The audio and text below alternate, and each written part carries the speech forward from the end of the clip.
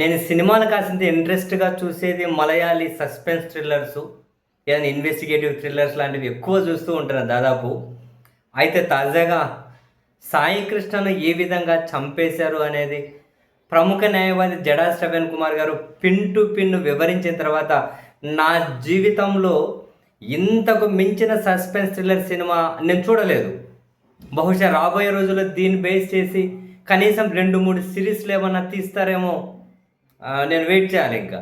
నా జీవితంలో ఇప్పటివరకు ఇంత సస్పెన్స్ థ్రిల్లరు, అసలు ఒక పోలీస్ డిపార్ట్‌మెంటు, మున్సిపాలిటీ, ఆర్టీసీ మొత్తం వ్యవస్థలన్నీ కూడబలుక్కొని ఒక యువకుడు చంపేసి యువకుడిని కాల్చేసేంత వరకు పిన్ టు పిన్ ఆయన వివరించిన తర్వాత జుట్టిట్లా పట్టుకొని లిటరల్లీ నేను పీక్కున్నాను.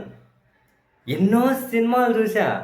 కొన్ని సినిమాలు లిబర్టీ కోసం తీసుకునేటారులే ఇట్లెట్లా జరుగుతాయని చెప్పి అనుకున్నా. కానీ శ్రవణ్ కుమార్ గారు చెప్పిన తర్వాత లాయర్ గారు గ్రేట్ అండి. చాలా ఇన్ఫర్మేషన్ మీరు గ్యాదర్ చేశారు. నిజంగా నిజంగా మనస్ఫూర్తిగా మీలాంటి వాళ్ళకు అందరం మద్దతు ఇవ్వాల్సిందే ఇటువంటి విషయాల్లో మాత్రం. ఆయన చెప్పిన దాని ప్రకారం ఏంటి, 8వ తేదీ సాయంత్రం కృష్ణలంక పోలీస్ స్టేషన్కి చెందినటువంటి ఒక ఏఎస్ఐ, 2 కానిస్టేబుల్, ఇంకా టాస్క్ ఫోర్స్ సిఐ వీళ్ళందరూ మార్కాపురం వెళ్ళి సాయికృష్ణ తన ఫ్రెండ్తో కలిసి రూమ్లో ఉంటే అక్కడి నుంచి ఎత్తుకొని వచ్చారు. ఒకరోజు కృష్ణలంక పోలీస్ స్టేషన్లో పెట్టారు. అంటే 9వ తేదీ వరకు పిచ్చ కొట్టుడు కొట్టారు, విపరీతంగా కొట్టారు. కొట్టిన తర్వాత ఆ కృష్ణలంక పోలీస్ స్టేషన్ నుంచి ఒకరోజు ఆగి నెక్స్ట్ టాస్క్ ఫోర్స్ స్టేషన్కి తీసుకెళ్లారు. అక్కడ విపరీతంగా కొట్టారు. కొట్టిన తర్వాత కృష్ణలంక స్టేషన్ అయిపోయింది, టాస్క్ ఫోర్స్ స్టేషన్ అయిపోయింది. ఆ తర్వాత ఏదో రమేష్ హాస్పిటల్ ఉంటుందట బందర్ రోడ్లో, దాని పక్కనే ఒక ప్రముఖ హోటల్ ఉంటుందట, వినాయక థియేటర్ కూడా ఉంటుందట. ఏమో నాకు విజయవాడ అంత ఐడియా ఉండదు. వినాయక్ థియేటర్ కూడా ఉంటుందట. వినాయక్ థియేటర్కి దగ్గరలో రమేష్ హాస్పిటల్ పక్కనే ఒక ప్రముఖ హోటల్ అట. హోటల్లో రూమ్ నెంబర్ 302కి సాయి కృష్ణని తీసుకెళ్లారట. తీసుకెళ్ళి పగలంతా టాస్క్ ఫోర్సు, సాయంత్రం అయితే సిఐ, పోలీసులు 1 by 1 మార్చి విపరీతంగా కొట్టారట. ఏదో ఒకటే ఒప్పుకోమని. మరి మోటో ఏందో స్టేషన్లో కొట్టి, టాస్క్ ఫోర్స్ స్టేషన్లో కొట్టి, హోటల్లో పెట్టి కొట్టి, ఆ 302 అనే రూమ్ నెంబర్ కూడా సిఐ పేరునే రిజిస్టర్ అయింది అని చెప్పి శ్రావణ్ కుమార్ గారు చెప్పారు. ఇవన్నీ కొట్టి విపరీతంగా చేసిన తర్వాత ఆరోగ్యం పూర్తిగా దవడంతా పగిలిపోయిందంట, కిడ్నీలన్నీ కనుక దెబ్బతినిపోయినాయి. అందుకని చెప్పి తీసుకొని వంగవీటి రంగా గారి ఇంటి ఎదురుగా ప్రజా వైద్యశాల ఉందట, అక్కడికి తీసుకెళ్లారట. బ్రతకరు, మేమేం చేయలేం, ఏదైనా ప్రైవేట్ ఆసుపత్రికి తీసుకెళ్ళమని చెప్పారట. ఆ తర్వాత మణిపాల్ ఆసుపత్రికి తీసుకెళ్లారట. మణిపాల్ ఆసుపత్రికి తీసుకెళ్తే అక్కడ డాక్టర్ పేరు కూడా చెప్పారు, సర్జన్ అట వేణుగోపాల్. ఆ డాక్టర్ ట్రీట్మెంట్ ఇచ్చి చూసి ఇక బ్రతకరు, ఏమీ చేయలేం, తీసుకెళ్ళిపోవాలన్నారట. అయితే 14వ తేదీ ఏమో ప్రజా వైద్యశాలకు తీసుకెళ్లారు. తర్వాత 2 రోజులు మణిపాల్ ఆసుపత్రిలో ఏమో వైద్యం చేయించారు. ఇంకా అక్కడ కుదరదన్నారట. అక్కడి నుంచి నేరుగా మళ్ళీ హోటల్ రూమ్కే తీసుకొని వచ్చారట. హోటల్ రూమ్కే తీసుకొని వచ్చి ఆ హోటల్ రూమ్లోనే పెట్టి ఒక ఆర్ఎంపీ డాక్టర్తో వైద్యం చేయించారట. ఆ ప్రాసెస్లో చనిపోయాడు సాయికృష్ణ. చనిపోతే అప్పుడు పోలీసులు ఆ సాయికృష్ణ మృతదేహాన్ని రాత్రిపూట పోలీసులు బస్టాండ్లో ప్లాట్ఫామ్ నెంబర్ 43 దగ్గర పడేశారట. పడేసి ఆడెందుకు పడేశారు, ఒక అనాథ శవము అని చెప్పి అక్కడి నుంచే మళ్ళీ అదే కృష్ణలంక పోలీసులకి ఫోన్ రావాలి కదా, అనాథ శవం ఉందంటే. అందుకని చెప్పి ఆడ పడేశారు రాత్రిపూట. పొద్దున పోతే అనాథ శవం వచ్చిందని చెప్పి మళ్ళీ పోలీసులకు ఫోన్ వచ్చింది. ఎవరైతే కొట్టి హింసించి చంపేసి ఆడ పడేశారో మళ్ళీ వాళ్ళే వెళ్ళారు. అనాథ శవం అంటేనే ఎవరు చూశారు ఫస్ట్, మీరు ఎవరు చూశారు ఫస్ట్ అని వాళ్ళ స్టేట్మెంట్లు తీసుకుంటారు కదా, అట్లా స్టేట్మెంట్లు తీసుకున్నారు. ఈ పోలీసులకు బాగా క్లోజ్ ఉన్న ఒక మేనేజర్ ద్వారా మున్సిపల్ కార్పొరేషన్ వాళ్ళకు ఫిర్యాదు చేయించారు.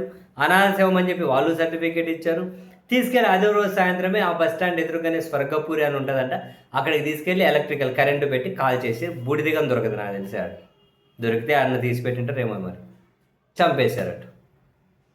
నేను ఇన్ని సస్పెన్స్ థ్రిల్లర్లు చూశాను బాబోయ్, నేను ఇన్ని సస్పెన్స్ థ్రిల్లర్లు చూశాను. ఇంత దారుణమైన సస్పెన్స్ థ్రిల్లర్. ఈయన చెప్పారు ఇందులో ఒక టాస్క్ ఫోర్స్ ఏసీపీ ఒక మహిళ ఉందట, ఫస్ట్ పోస్టింగ్ అట. Task force ACP, task force CI, Krishnanagar CI, పోలీసులు, ఏఎస్ఐలు, మున్సిపాలిటీ వాళ్ళు, ఆర్టీసీ వాళ్ళు,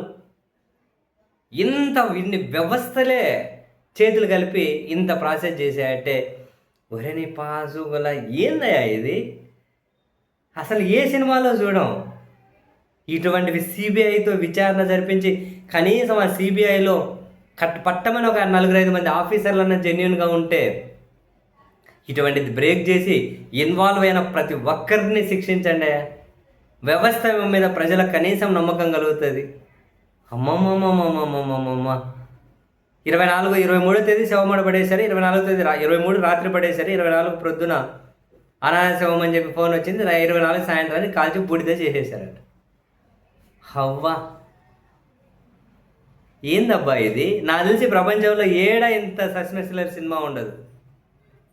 ఇంత దారుణమా?